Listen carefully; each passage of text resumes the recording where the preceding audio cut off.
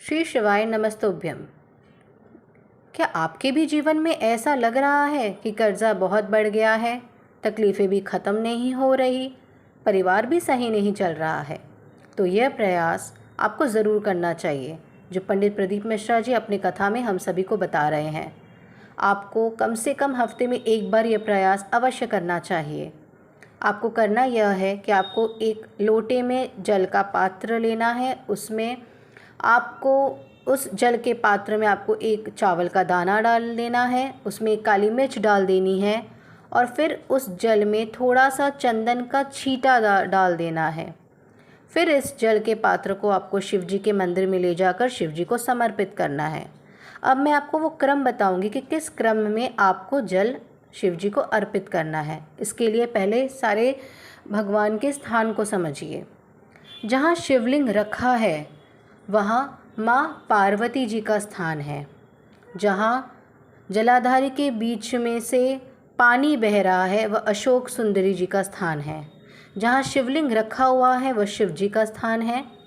जहाँ जलाधारी से जल बहता हुआ नीचे के ओर निकल रहा है उसके लेफ्ट साइड में कार्तिकेय जी का और राइट साइड में गणेश जी का स्थान है।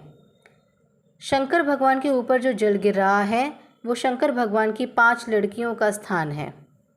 वहाँ से पानी बहकर जो मंदिर से बाहर की ओर निकल रहा है उस नाले के पास से होकर जो जल जा रहा है वहाँ 33 कोटि देवी देवताओं का स्थान है। इसीलिए हमें शिवजी से निकला हुआ जल को लांघने की मनाही की जाती है। सबसे पहले गणेश जी के स्थान पर अपने मन की मनोकामना को बोलकर उन पे जल चढ़ाएं।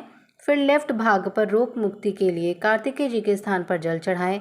फिर तीसरे स्थान यानी अशोक सुंदरी के स्थान पर जल चढ़ाएं। फिर चौथा स्थान यानी माता पार्वती जी का कटी भाग, जहाँ पर शिवलिंग का जो कटी भाग है वहाँ पर जल चढ़ाएं। और फिर 5वां भाग शिव जी के ऊपर चढ़ाएं। इसी क्रम अनुसार आपको जल चढ़ाना चाहिए और यही शास्त्रों में भी बताया गया है। तो आइए आज सभी, मैं आशा करती हूँ आप सभी को सही तरीका मैंने स्पष्ट रूप से बताने की प्रयास की है। अगर आपको फिर भी कुछ नहीं समझ में आ रहा हो तो आप कमेंट्स में मुझसे ज़रूर पूछ सकते हैं। श्री शिवाय नमस्तुभ्यम। श्री शिवाय नमस्तुभ्यम।